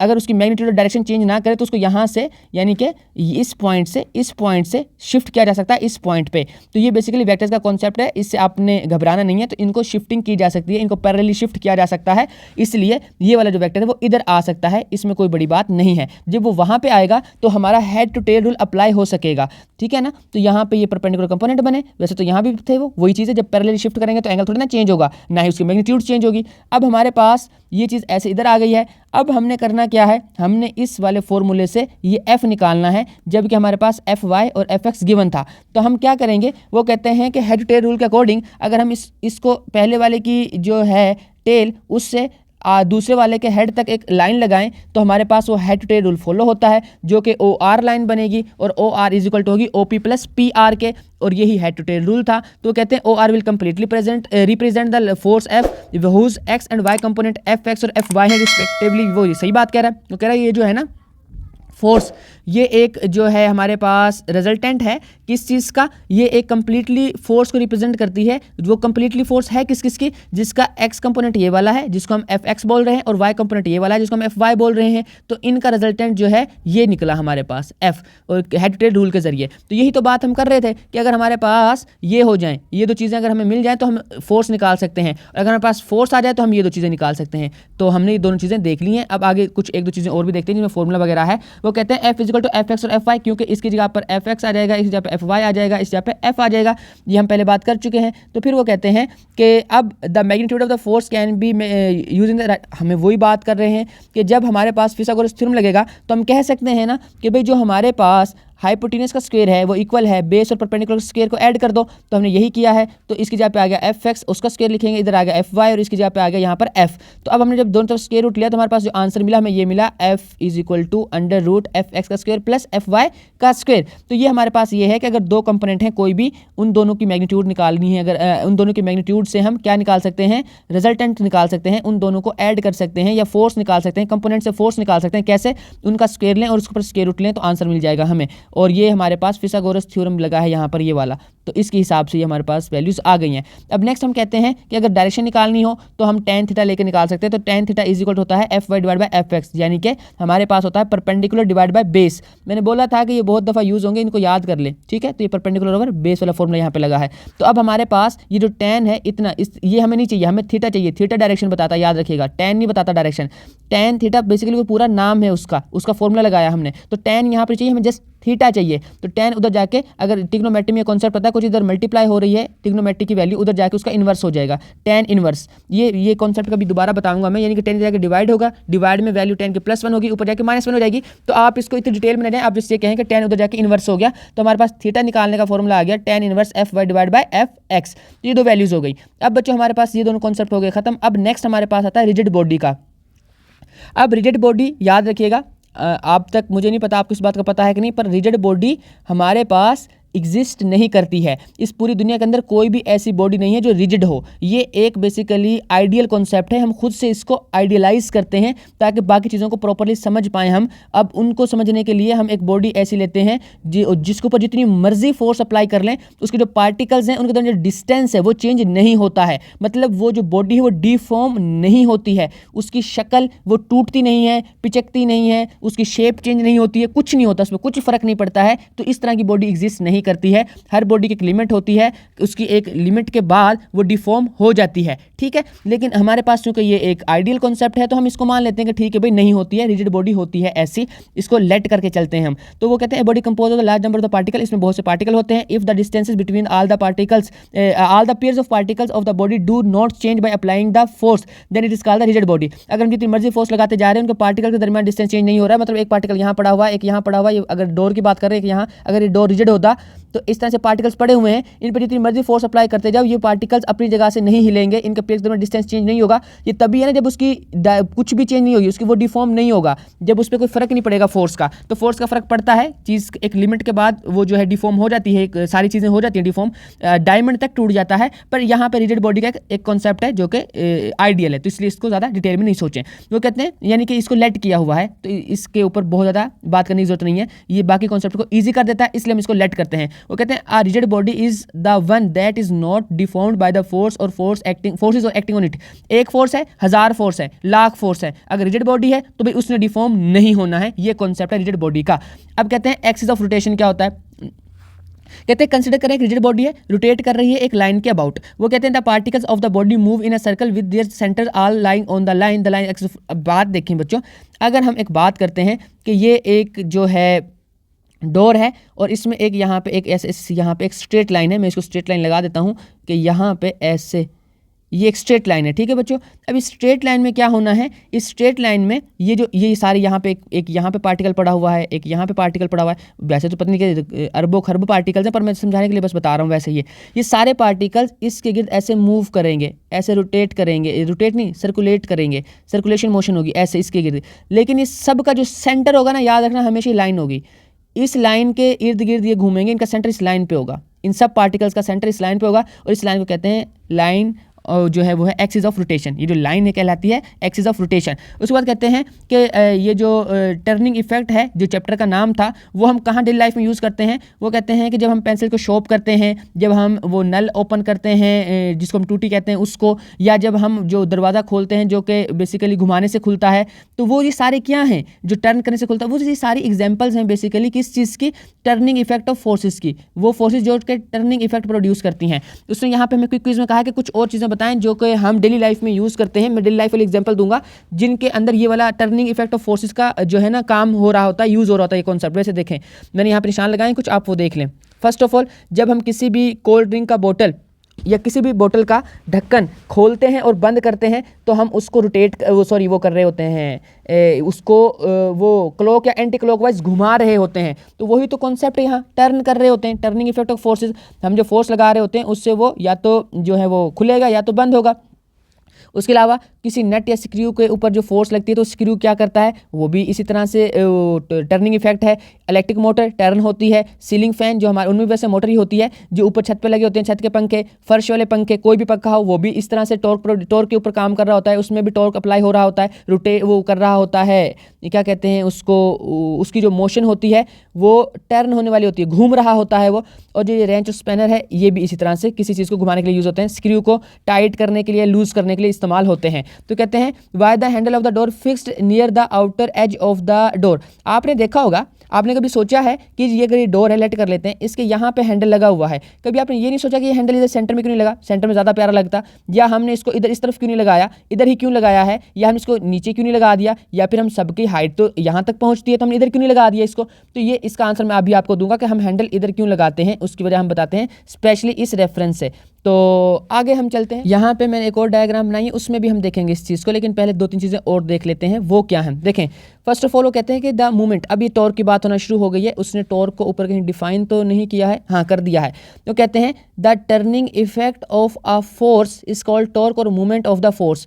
टॉर्क भी बोलते हैं, मूवमेंट ऑफ फोर्स भी बोलते हैं। आगे जाओगे तो आप इसको शायद थोड़ा बहुत डिफरेंट पढ़ोगे, या आप अभी के लिए छोड़ें इस चीज़ को, आप समझे टॉर्क और मूवमेंट ऑफ फोर्स सेम चीज़ें हैं, तो आप उनको पढ़ने लगे हैं, और इस क्वेश्चन का आंसर जो है हम आगे करेंगे, ठीक है। तो अब हमारे पास आ जाती हैं ये, जो कहते हैं मूवमेंट या वो जो टॉर्क है वो produce by a force using the spinner of longer arms. अच्छा, ये जो बात कह रहे हैं कि जिसकी ये आर्म बड़ी होती है ना, ये जो बाजू कह लें आप, ये जो इसकी लेंथ है, जिसकी लेंथ ज़्यादा होती है वो ज़्यादा टॉर्क प्रोड्यूस करता है या मूवमेंट प्रोड्यूस करता है, और ये जो है जिसकी ये लेंथ कम है तो वो कम टॉर्क या मूवमेंट प्रोड्यूस कर रहा होता है। उसकी वजह भी हम जानेंगे।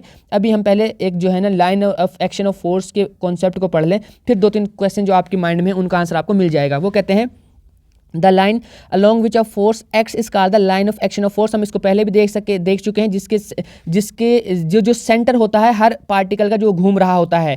तो बेसिकली ये एक line of action of force है जहाँ पे हम फोर्स लगाते हैं। उसके बाद वो कहते हैं मूवमेंट आर्म क्या होता है, the perpendicular distance between the axis of rotation and the line of action of force is called the movement. अब जो हमारे पास एक्सिस ऑफ रोटेशन, ये एक्सिस ऑफ रोटेशन था, ठीक है। अच्छा, line of action of force different होता है, एक्सिस ऑफ रोटेशन डिफरेंट होता है। जो हमने पहले बात की थी वो एक्सिस ऑफ रोटेशन की थी, इसके ऊपर रोटेट करेंगे ये, पर हम फोर्स कहाँ लगाएंगे, फोर्स इधर से लगाएंगे, ऐसे ये रोटेट करना शुरू करेंगे ऐसे, ठीक है। तो अब हमारे पास 2 कॉन्सेप्ट हो गए हैं, एक line of action of force का, वो वाली लाइन जहाँ पर फोर्स अप्लाई हो रही है, ये वाली फोर्स अप्लाई हो रही है इस लाइन पर, और सेकंड एक्सिस ऑफ रोटेशन, जहाँ पर जो एक्सिस है हर पार्टिकल का रोटेट करने वाले का, ऐसे ये एक्सिस, इसका सेंटर यहाँ पे है।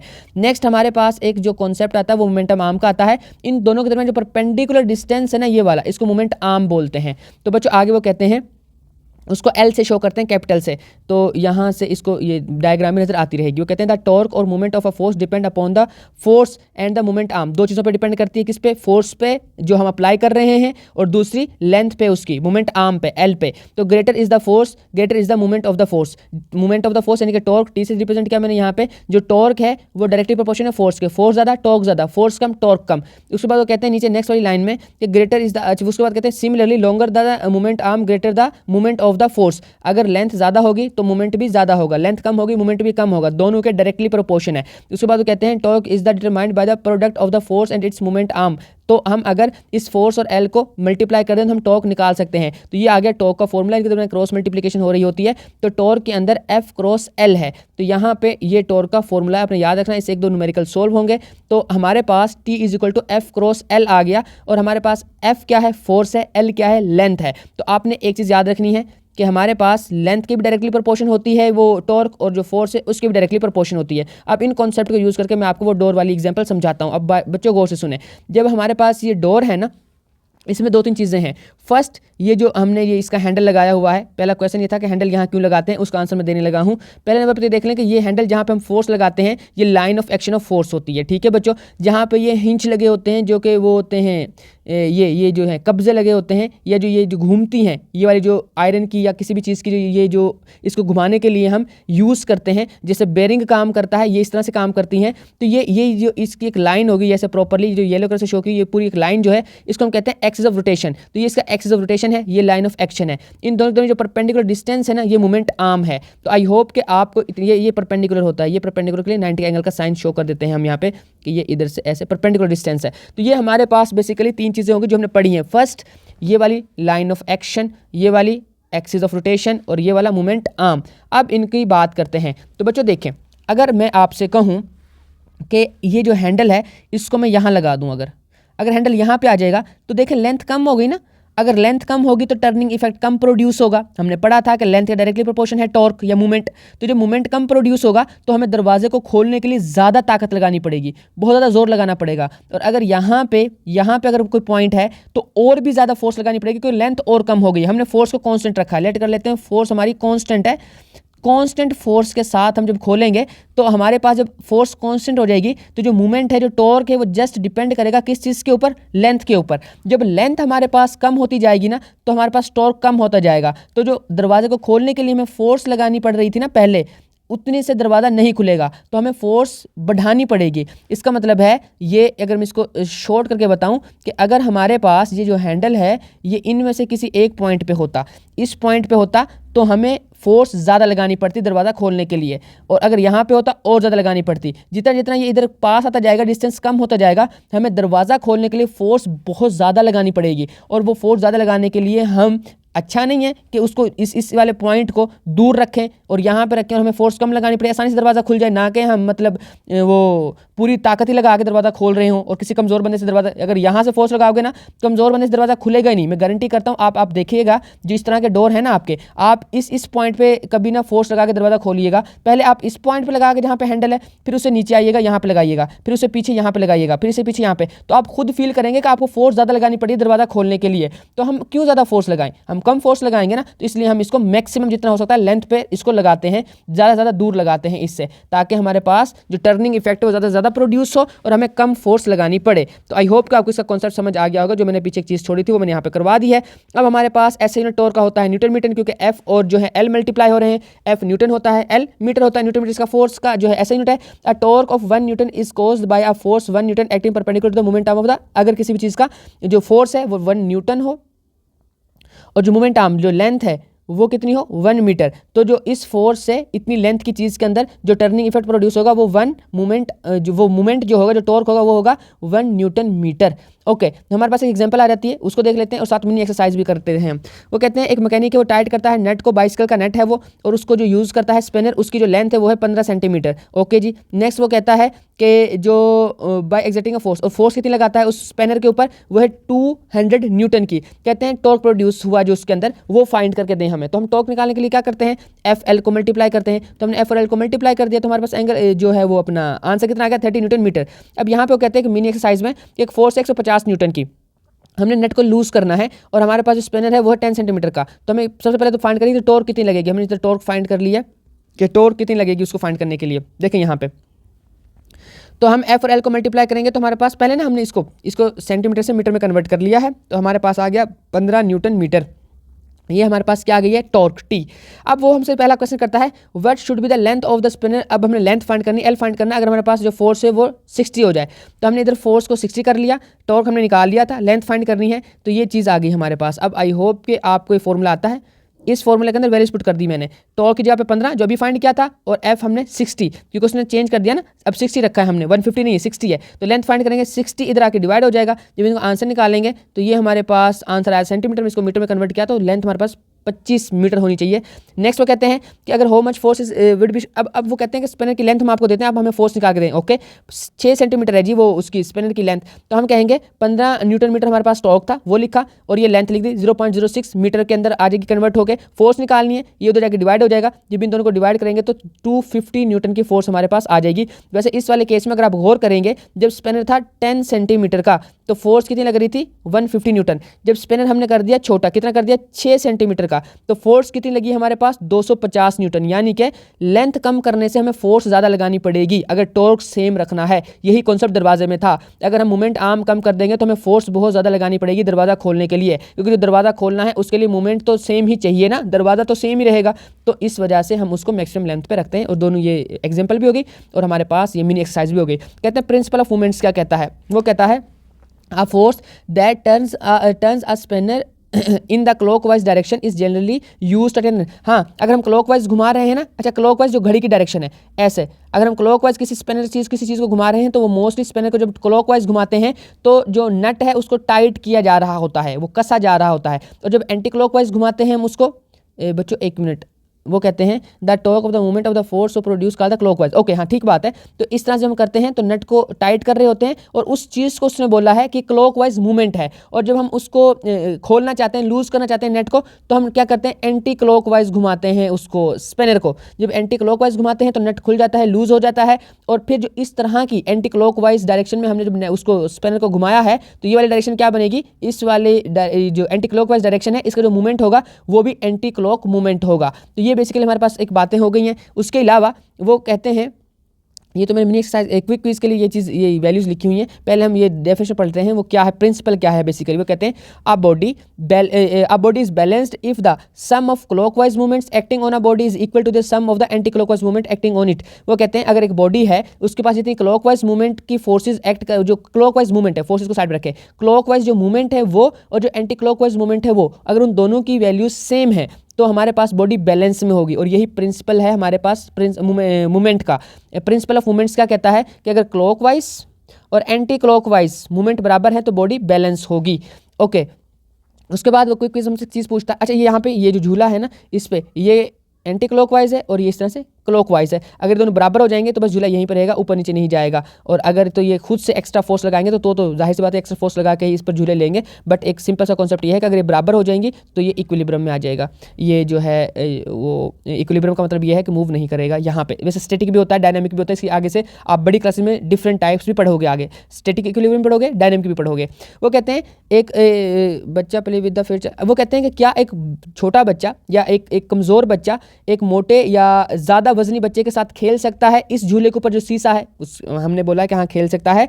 कैसे खेल सकता है, लेंथ को एडजस्ट करके खेल सकता है। जैसे फॉर एग्जांपल, जो अब ना यहाँ पे वेट है, वेट की बात करेंगे हम। एक बच्चा है, उसका वेट है 30 न्यूटन, और एक बच्चा जिसका वेट है हाफ यानी कि 15 न्यूटन। अब वेट है ना, तो अब हम उसको केजी में तो फाइंड नहीं करेंगे ना, जब वेट की बात करेंगे हम तो फिर वो न्यूटन वाला यूनिट आएगा, क्योंकि फोर्स है, वेट और फोर्स इक्वल होते हैं। तो ये कौन सी फोर्स की वजह से होता है, ये नीचे ग्रेविटी की वजह से होता है। ये हम बात कर चुके हैं लास्ट चैप्टर में, मैंने बड़ी डिटेल के अंदर मैथ्स और वेट का डिफरेंस आपको करवा दिया हुआ है। तो अब बेसिकली वेट है, तो इसका वेट है 30 न्यूटन, इसका वेट है 15 न्यूटन, मतलब ये इससे डबल है वेट में।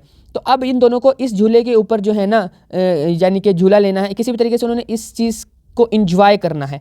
तो कैसे करें वो, तो उसका तरीका यह है कि अपनी लेंथ एडजस्ट कर लें। ये जो बच्ची है ना जिसका वेट ज़्यादा है, वो 1 मीटर सेंटर से 1 मीटर दूर बैठे, और ये जो बच्चा है ना वो सेंटर से 2 मीटर दूर बैठे। तो इनके पास जो इनका रिजल्टेंट निकलेगा, जिन दोनों क्वेश्चंस को सोल्व करके आंसर निकलेगा, दोनों केसेस में टॉर्क सेम प्रोड्यूस होगा। इसका भी 30 न्यूटन मीटर का टॉर्क प्रोड्यूस होगा, जो क्या होगा इस तरह से एंटी क्लॉकवाइज। इसका भी 30 न्यूटन मीटर प्रोड्यूस होगा, जो क्या होगा क्लॉकवाइज। तो ये इसके ऊपर एडजस्ट हो सकते हैं, इसके ऊपर झूला ले सकते हैं अगर ये अपनी लेंथ को एडजस्ट कर लें तो। नेक्स्ट हमारे पास एक और चीज़ आती है, अब वो क्या है वो देख लेते हैं। एक और नीचे उसने क्विक क्विज में पूछा हुआ है, 2 children are sitting on the seesaw which they are can not swing. अगर वो स्विंग नहीं कर रहे हैं तो वो बैलेंस है, और बैलेंस होने का मतलब ये है कि उनके ऊपर जो नेट टॉर्क है वो कितना है, 0 है। ओके, अब हमारे पास एक ये डायग्राम के साथ एग्जांपल आती है, इंपॉर्टेंट है, गौर से सुनिएगा। वो कहते हैं कि रीटर रोड है, उसके ऊपर यहाँ पे एक W1 वजन दिया हुआ, वेट है एक W2 है, और उनके दरमियान डिस्टेंस ओ से बता दिया हुआ है हमें। तो ये बेसिकली हमारे पास W1 है और ये 25 सेंटीमीटर दूर पड़ा हुआ है। ये W2 है, 10 न्यूटन है उसका वेट, और वो जो है 40 सेंटीमीटर दूर पड़ा हुआ है, किससे, सेंटर से। तो उन सेंटीमीटर को मीटर में कन्वर्ट किया तो ये आ गया 0.25 और 0.4 मीटर। अब हमें पता है क्लॉकवाइज मूवमेंट और एंटी क्लॉकवाइज मूवमेंट सेम होते हैं, हमने प्रिंसिपल में पढ़ लिया था। तो बस फिर हम मूवमेंट निकालते हैं W2 का W1 का। तो हम जो वेट है उसको किससे मल्टीप्लाई कर देंगे, क्योंकि फोर्स जगह पे वेट यूज किया जा सकता है।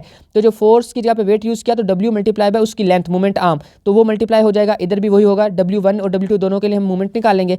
तो हमारे पास इस वैल्यू को, और इसका मैं कलर चेंज करके बता, इस वैल्यू को और इस वैल्यू को मल्टीप्लाई कर लें, और इस वैल्यू को मल्टीप्लाई कर दें। ये W2 का मूवमेंट निकल आएगा बच्चों, और लेफ्ट साइड पे हमारे पास ये जो था हमारे पास ये W2 का मूवमेंट है, ये W1 का मूवमेंट है, और दोनों क्या होंगे, दोनों इक्वल होंगे, बैलेंस्ड होंगे। तो इसका मतलब अगर वो बैलेंस हैं तो वो मतलब इक्विलिब्रियम में है ना वो क्लॉक, ये balance is at a point O. तो ये बैलेंस होने का मतलब ही ये है कि इस पर लॉ लग सकता है, कौन सा, लॉ ऑफ मोमेंट्स का, प्रिंसिपल ऑफ मोमेंट्स लग सकता है। तो इनको ऐसे मल्टीप्लाई किया हमने, इनको मल्टीप्लाई किया। अब हमारे पास 3 चीज़ें थी, एक नहीं थी, W1 निकालना हमने। बैलेंस करने के लिए W1 का वेट कितना चाहिए वो फाइंड कर रहे हैं हम। तो ये इधर आके डिवाइड हो जाएगा, और इन सबको काउंट करेंगे तो अगर 16 न्यूटन होना हमारे पास W1, ये अगर 10 न्यूटन है, अगर ये 16 न्यूटन का होना तो ये बैलेंस हो जाएगा। ओके, तो ये हमने बताना था। नेक्स्ट तो हमारे पास आ जाता है जी सेंटर ऑफ मैस। बट जो सेंटर ऑफ मैस का जो कॉन्सेप्ट वो सिंपल ऐसा है कि अगर हम ये 3 यहाँ पे एग्जांपल लेते हैं, ऐसे पहले इसको पढ़ लेते हैं। स्टेटमेंट को कहते हैं centre of mass of system such point where the applied force causes the system move without rotation. वो कहते हैं कि सिस्टम मूव करना शुरू करेगा, रोटेट नहीं करेगा, ऐसा कोई पॉइंट होता है बॉडी का जिस पे हम फोर्स लगाएं। तो जैसे इस वाले में पहले एग्जांपल में करवा रहा, ये वाली देखें, ये वाली डायरेक्शन, ये वाली दो डायग्राम्स देखें, पहले नीचे वाली। वो कहते हैं सेकंड वाली डायग्राम में, इस डायग्राम के अंदर कि हम अगर फोर्स उधर ऊपर वाली साइड पे लगा रहे हैं, यहाँ पे अगर फोर्स लगा रहे हैं तो ये बॉडी ऐसे रोटेट करना शुरू कर देगी, ऐसे रोटेट करेगी ये। ठीक है बच्चों, तो हमने रोटेट तो करवाना नहीं था।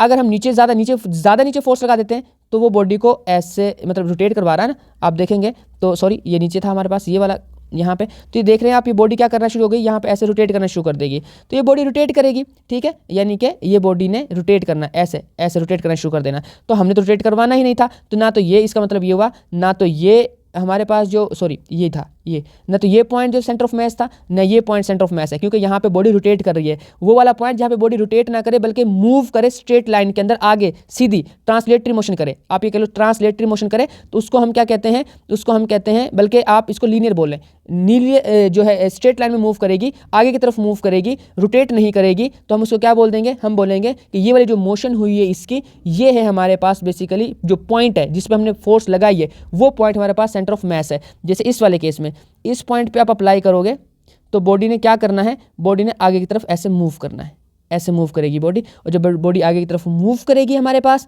तो हम इसको क्या बोलेंगे कि ये हमारे पास सेंटर ऑफ मास है। बच्चों आगे हमारे पास एक कॉन्सेप्ट आता है सेंटर ऑफ ग्रेविटी का। सेंटर ऑफ ग्रेविटी वो पॉइंट होता है जिस पर पूरी की पूरी बॉडी का जो वेट है ना, एक पॉइंट से ऐसा लगता है नीचे की तरफ आ रहा है। ये वाला वो जो पॉइंट है यहाँ पे डायग्राम में उसने शो किया हुआ है। तो अब वो कहता है a point where the whole weight of a body appears to act vertically downward. इसका अब जो सारा का सारा वेट इस तरह से यहाँ से वर्टिकली डाउनवर्ड आता हुआ जिस पॉइंट से नजर आ रहा है, उसको हम क्या बोलते हैं, ये है हमारे पास सेंटर ऑफ ग्रेविटी। जैसे कि हमारे पास ये इस पॉइंट पे ये वाली सेंटर ऑफ ग्रेविटी हो सकती है। ओके, ये जो सेंटर ऑफ ग्रेविटी है कि इस तरह सारा जो मैस वो नीचे की तरफ आ रहा है, इस पॉइंट से नीचे की तरफ आ रहा था, हमने उस पॉइंट के नीचे क्या कर दी, अपनी फिंगर रख दी, तो वो उसके ऊपर रुक गई है, स्टेबल हो गई है। क्यों? क्योंकि उसका सारा का सारा वेट इस वाले पॉइंट से नीचे आ रहा था, तो हमने उस वेट को ही नीचे से एक फोर्स लगा के बैलेंस कर दिया है। तो यहाँ पे ये बैलेंस हुआ है, इसका ये सेंटर ऑफ ग्रेविटी था इसका, यहाँ पे ये, इससे हमने इसको बैलेंस कर लिया, इसलिए इस चिड़िया जो है हमारे फिंगर के ऊपर रुकी हुई है। आगे नेक्स्ट हमारे पास वो कहते हैं, ये देखें इसने भी इसको बैलेंस किया हुआ यहाँ पे इस पॉइंट के ऊपर। ठीक है, तो ये हमारे पास आ जाएगा। इसको ऐसे सेंटर ऑफ मास के कॉन्सेप्ट में भी देख सकते हैं, सेंटर ऑफ ग्रेविटी के कॉन्सेप्ट में भी देख सकते हैं आप इसको। नेक्स्ट आगे हम देखते हैं, वो कहते हैं सेंटर ऑफ जो ग्रेविटी होती है यूनिफॉर्म रोड की live at the point where it is balanced. जहाँ पे वो बैलेंस होगा वो सेंटर ऑफ ग्रेविटी है। तो हम इधर से भी देखा, इधर से भी देखा, हमने यहाँ पे पहले फिंगर रखी, यहाँ पर भी फिंगर रखी थी, यानी कि इन डिफरेंट पॉइंट पे पहले यहाँ फिंगर रख के चेक की, यहाँ फिंगर रख के चेक की, यहाँ चेक की, यहाँ चेक की, यहाँ पे हम जब चेक की तो वो बैलेंस हो गया। तो जो जिस पॉइंट पे बैलेंस हो गया वो उसका क्या था, सेंटर ऑफ ग्रेविटी था। नेक्स्ट हमारे पास वो कहते हैं the center of gravity of uniform square and the rectangular sheet the point of the intersect of the diagonals। ये जो diagonals है ना, एक rectangle जो है हमारे पास, अगर एक rectangle है और एक जो है वो है स्क्वेयर है, स्क्वेयर और रेक्टेंगल में उनके डायगोनल्स बनाओ। जो डायगोनल्स जिस पॉइंट पे इंटरसेक्ट करेंगे वो वाला जो पॉइंट होगा वो क्या होगा हमारे पास, वो उनका होगा सेंटर ऑफ ग्रेविटी। जैसे ये वाला और ये वाला एक दूसरे जहाँ इंटरसेक्ट करेंगे, मेरे वाले नहीं जो ओरिजिनल है वो वाले डायगोनल, तो वहाँ पे क्या होगा, सेंटर ऑफ ग्रेविटी। स्क्वेयर के अंदर हमने ऐसा करना है, जो कहते हैं centre of the gravity of the solid sphere, जो उनका सेंटर होगा वो ही उनका सेंटर ऑफ ग्रेविटी होगा। अगर कोई स्क्वेयर या स्फीयर है, और अगर कोई हमारे पास कहते हैं gravity of the circular ring is the centre of the ring, अगर कोई रिंग है तो उसका जो सेंटर होगा वो उसका क्या होगा हमारे पास, सेंटर ऑफ ग्रेविटी। इसी तरह से centre of gravity of the uniform solid and the cylindrical point of axis. अब हमारे पास यहाँ पे दो तीन चीज़ें और भी हैं। जो ट्राइंगल है उसके ये जो देख लें, यहाँ पे ये जो जहाँ पे ये जो लाइंस है ना परपेंडिकुलर यहाँ पे जो मिल रहे हैं, ये हमारे पास मीडियंस बोल लो आप इनको, ये जहाँ पे मिलेंगे वो क्या आएगा हमारे पास, सेंटर ऑफ ग्रेविटी। यहाँ पे जो सिलेंडर है इसका जो सेंटर पॉइंट है यहाँ पे ये वाला, ये क्या है, ये इसका ग्रेविटल या जी है, सेंटर ऑफ ग्रेविटी है। नेक्स्ट हमारे पास जो दो तीन चीज़ें आती हैं वो आती हैं कपल। कपल क्या होता है बच्चों, कपल होता है कि दो अनलाइक पैरेलल फोर्सेज यानी कि ऑपोजिट डायरेक्शन के अंदर वो फोर्सेस एक्ट कर रही हों जिनकी मैग्नीट्यूड सेम हो। अगर मैग्नीट्यूड सेम है, डायरेक्शन ऑपोजिट है, तो वो कपल प्रोड्यूस करेंगी। जैसे कि हम कार के स्टीयरिंग को देखते हैं, इधर से हम इस हाथ से ऊपर की तरफ जोर लगा रहे होते हैं, ऐसे इधर से पुश कर रहे हैं, इधर से अपनी तरफ खींच रहे होते हैं, दोनों अगर इक्वल हैं मैग्नीट्यूड के अंदर तो एक कपल प्रोड्यूस हो जाएगा। ओके, नेक्स्ट हमारे पास ये जो है, हमारे पास ये जो कार होता है उसका टायर जो है, उसके जो नट वगैरह या जो वो हम काबले वगैरह खोल रहे होते हैं वो कैसे खोलते हैं, ऊपर की तरफ फोर्स लगाते हैं, इधर से नीचे की तरफ फोर्स लगाते हैं। बेसिकली डबल हैंडल स्पैनर है ये जो है ना, ये जो हमारे पास चीज़ है। तो अब उसका क्या करना होता है कि ऑपोजिट डायरेक्शन के अंदर है और वो जो है पैरेलल हैं, सेम मैग्नीट्यूड लग रही है हमारे पास, तो हम उनको कहते हैं कपल प्रोड्यूस कर रहे हैं। तो इसका जो टोटल कपल होगा होगा क्या होगा कि एक तो इस तरफ का मूवमेंट और एक इस तरफ का मूवमेंट, दोनों को ऐड कर लो। तो हम दोनों को ऐड कर लेंगे तो हमारे पास ये एफ ए क्रॉस बी बन जाएगा, क्योंकि सारी की सारी लेंथ जो है हमारे पास वो काउंट हो जाएगी, इधर से भी इधर से भी। फोर्स तो सेम ही है, दोनों के लिए फोर्स सेम थी। अब हमारे पास नेक्स्ट एक कॉन्सेप्ट आता है इक्विलिब्रियम का। इक्विलिब्रियम बेसिकली ना एक लैटिन वर्ड से ड्राइव हुआ है, लिब्रा से, जिसके मीनिंग होते हैं वेट या बैलेंस करने के। तो इसमें बैलेंस का बड़ा इंपॉर्टेंट रोल है इक्विलिब्रियम में। तो कहते हैं a body said to be equilibrium if no net force acting on it. अगर किसी भी बॉडी के ऊपर कोई नेट फोर्स एक्ट ना कर रही हो तो वो क्या होती है, वो इक्विलिब्रियम में होती है। अब हमारे पास इसकी कुछ कंडीशंस हैं। पहली कंडीशन ये है कि एक body said to be satisfy, first दो कंडीशन है इसकी। फर्स्ट कंडीशन ये है कि अगर उस पर नेट फोर्स जीरो है तो हम कहते हैं कि ये बॉडी क्या है, रेस्ट पे है। रेस्ट पे नहीं बोलो आप, इसको इक्विलिब्रियम में है, मोशन में भी हो सकती है वैसे, आप बोलो कि इक्विलिब्रियम में है वो। तो ये वो कहते हैं बॉडी है said to be satisfy the condition of the equilibrium if the resultant of all the forces acting on it. Net force का मतलब रिजल्टेंट है, लास्ट चैप्टर में पढ़ा था नेट फोर्स, यानी कि सब वेक्टर्स का सम करो, सब फोर्सेज का सम करो। तो हमारे पास अगर जीरो आंसर आता है तो नेट फोर्स जीरो है, तो इन सब का सम किया, अगर वो जीरो है तो ये बॉडी क्या थी, ये बॉडी हमारे पास उसमें थी इक्विलिब्रियम में। आगे जो ये सिंबल यूज हुआ है इसको समेशन बोलते हैं, मैथ में बहुत यूज होगा। सिग्मा जो था वो यूज हुआ है, इसको सिग्मा बोलते हैं, यूज होता है समेशन के लिए, ऐड करने के लिए, ठीक है बच्चों। और ये फर्स्ट कंडीशन है, सिग्मा एफ क्या होना चाहिए हमारे पास, वो होना चाहिए जीरो चाहिए, यानी कि इसमें वाई वाले कंपोनेंट्स भी जीरो होंगे और इसमें एक्स वाले वर्टिकल और हॉरिजॉन्टल दोनों कंपोनेंट्स क्या होने चाहिए, जीरो होने चाहिए। तो ये हमारे पास बेसिकली फर्स्ट कंडीशन है। नीचे वो लिखता भी है कि सारे एक्स एक्सिस वाले कंपोनेंट और सारे वाई एक्सिस वाले कंपोनेंट वो सारे भी जीरो होंगे, तो f x is equal to zero होगा और एफ वाई भी जीरो होगा। तो नेक्स्ट हमारे पास सेकंड कंडीशन क्या कहती है, सेकंड कंडीशन कहती है कि उनके ऊपर जो टॉर्क है ना वो भी जीरो होगा। The two forces are equal but opposite in to each other, both are acting along the same line, hence the resultant will be zero. ये एक अलग बात उसने बताई है, वो ये है कि अगर हमारे पास एक ही लाइन में अलॉन्ग द सेम लाइन, ये देखें अगर कोई दो बॉडी एक्ट कर रही हैं, इधर ये वाली बॉडी इधर एक्ट कर रही है, वो फोर्स इधर एक्ट कर रही है इस बॉडी पर, और ये वाली इधर, ये भी 10 न्यूटन है, ये भी 10 न्यूटन है। अगर दोनों की डायरेक्शन जो है वो ऑपोजिट है पर लाइन ऑफ एक्शन सेम है, एक ही लाइन में एक्ट कर रही हैं, तो वो उनका रिजल्टेंट जीरो आएगा। नेट फोर्स इस वाले केस में जीरो है, जो नेट फोर्स है ना वो क्या है, जीरो है। तो अब अगर हमारे पास दो बॉडियों की जो एक बॉडी है नीचे वाली, उस पर दो फोर्सेस एक्ट कर रही हैं F1 और F2, उनकी मैग्नीट्यूड सेम है, यानी कि ये भी 10 न्यूटन ये भी 10 न्यूटन, बट उनका लाइन ऑफ एक्शन डिफरेंट है। उनका लाइन ऑफ एक्शन ये है, इसका ये है। तो ये इस तरह से अगर एक्ट करेंगे तो ये बॉडी को रोटेट करवा देंगी। जब बॉडी रोटेट करेगी तो हम तो कहेंगे कि यार ये कुछ और कंडीशन हमें चाहिए इसके लिए। ये तो नेट फोर्स अगर इस पर बात की जाए, वो तो अगर हम उसकी बात करें नेट फोर्स की, वो तो जीरो है। क्यों? क्योंकि इधर वाली को हम लेते हैं +10, इधर वाली को लेते हैं अगर हम -10, तो +10 -10 न्यूटन जो है 7 यूनिट आगे, तो जीरो रिजल्टेंट है, तो फोर्स तो जीरो है, पर फिर भी बॉडी जो है वो ऐसे रोटेट करने लग जाएगी ना। तो इसके लिए एक और कंडीशन चाहिए हमें। अब रोटेट वाली करने वाली बात की कंडीशन चाहिए हमें कि रोटेट की चीज़ जब टर्न करती हैं, चीज़ें जो रोटेट करती हैं, उनके लिए क्या चीज़ यूज़ होती है, उनके लिए टॉर्क यूज़ होता है। तो हमें सेकंड कंडीशन की रिक्वायरमेंट आई। अब वो कहते हैं it is because the body has a tendency to rotate. तो किसी बॉडी की टेंडेंसी हो सकती है वो रोटेट कर सकती है।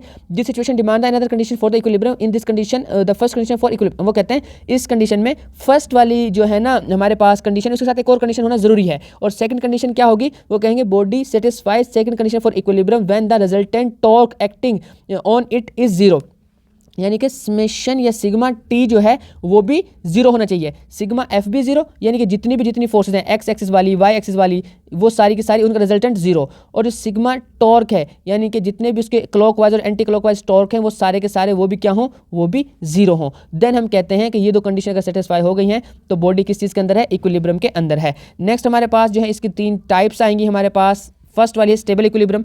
स्टेबल इक्विलिब्रियम क्या होती है कि अगर एक बॉडी है उसको आपने हल्का सा मूव करके छोड़ा, आप बॉडी सेट टू बी जो है वो stable equilibrium if after the slight tilt it turns to its previous position. हमने इस बॉक्स रखा हुआ था, हल्का सा उठा के छोड़ा, वो दोबारा अपनी पोजीशन पे वापस आ जाता है। तो इसमें क्यों ये वापस आ जाता है, क्योंकि ये एक स्टेबल इक्विलिब्रियम में है। मैंने इसके आगे डिटेल में थोड़ी बात की है, मैं अभी आप बताता हूँ आपको। अनस्टेबल इक्विलिब्रियम होता है कि अगर किसी चीज़ को छोड़ो और वो दोबारा पुरानी वाली उसमें ना आए, वो कहते हैं if body does not return to its previous position when it sets refer when sets free after the slight tilt it said to be in unstable equilibrium. अगर कोई बॉडी है उसको अपने हल्का सा टिल्ट किया, हल्का सा हिलाया और वो वहां से चली गई और वो सेंटर से दूर चली गई, तो हम कहेंगे, और वापस उस पोजीशन पे नहीं आई, तो हम कहेंगे ये अनस्टेबल इक्विलिब्रियम है। और उसके अलावा नेक्स्ट वो कहते हैं न्यूट्रल इक्विलिब्रियम। अगर हमारे पास एक बॉडी थी उसको हमने हल्का सा टिल्ट किया, वो नई जगह पर जाकर खड़ी हो गई है, नई जगह पर जाकर बैलेंस हो गई है यहाँ पे, तो हम कहेंगे ये न्यूट्रल इक्विलिब्रियम थी। अब उसकी एग्जाम्पल मैं यहाँ से आप समझाता हूँ, यहाँ से अच्छे से समझ आएगी। देखें अगर इस वाली बॉल को मैं इधर से थोड़ा सा ऊपर की तरफ उठा देता हूँ, इधर तक टिल्ट कर देता हूँ, इधर इसको धकेल देता हूँ, तो अगर मैं इधर की तरफ थोड़ी फोर्स लगाता हूँ, ये वापस अपनी पोजीशन पे ऐसे करके वापस इसी पोजीशन पे आकर रुक जाएगी। ठीक है, क्यों? क्योंकि इसका यहाँ पे वैसे ये सेंटर ऑफ ग्रेविटी का कॉन्सेप्ट होता है, इसका सेंटर ऑफ ग्रेविटी लोवेस्ट है, तो उसी पॉइंट पे आकर रुक जाएगी। अब इस वाले पॉइंट पे आकर भी रुकेगी तो हम कहेंगे कि ये स्टेबल इक्विलिब्रियम है। अगर आप इस वाली बॉडी को हल्का सा हिला दें, थोड़ा सा टिल्ट इसको, ये कहीं और चली जाएगी, ये वापस इस पोजीशन पे नहीं आएगी। उसकी वजह यह है कि यहाँ इसका सेंटर ऑफ ग्रेविटी मैक्सिमम है और इसके दाएं बाएं इसका सेंटर ऑफ ग्रेविटी कम होता जा रहा है, इसलिए वापस नहीं आएगी। क्योंकि कोई भी बॉडी स्टेबल होती है कहाँ पे? जहाँ पे उसका सेंटर ऑफ ग्रेविटी लोवेस्ट हो। ये वाली बॉडी ये स्ट्रेट पे पड़ी हुई है, कोई कर्व चीज़ पे नहीं पड़ी हुई है, इसको यहाँ से मूव करेंगे तो यहाँ आकर रुक जाएगी, इधर से मूव करेंगे तो इधर आकर रुक जाएगी। पर ये जो है नई स्टेट जो है वो कहते हैं अगर वो बॉडी जो है remains its new position when disturb from its position is said to be the in neutral equilibrium.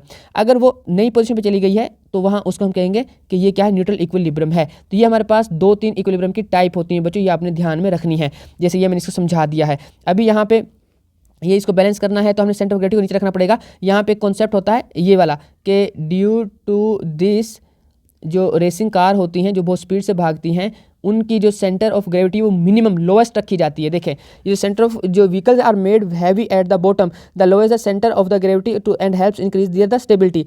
अब इनके जो मैस है सबसे ज़्यादा नीचे रखा जाता है इनका। जब मैस लोवेस्ट होगा इनका जो है आप बोल लें तो वो जो उनकी या वेट बोल लें आप, वो जब सबसे नीचे ज़्यादा वजन नीचे होगा तो जाहिर सी बात है वहाँ जी अप्लाई होगी ना। तो यहाँ पे अगर सबसे नीचे लोवेस्ट होगा ना तो इनकी ग्रेविटी भी लोवेस्ट होगी, तो इसकी वजह से स्टेबल ज़्यादा रहेंगी। किसी भी व्हीकल का, किसी भी कार का, रेसिंग कार है, कोई भी कार है, किसी भी कार का जितना सेंटर ऑफ ग्रेविटी लोवेस्ट होगा, नीचे होगा, मिनिमम होगा, नीचे की तरफ होगा, ज़मीन के पास होगा, वो उतनी ही ज़्यादा स्टेबल होगी।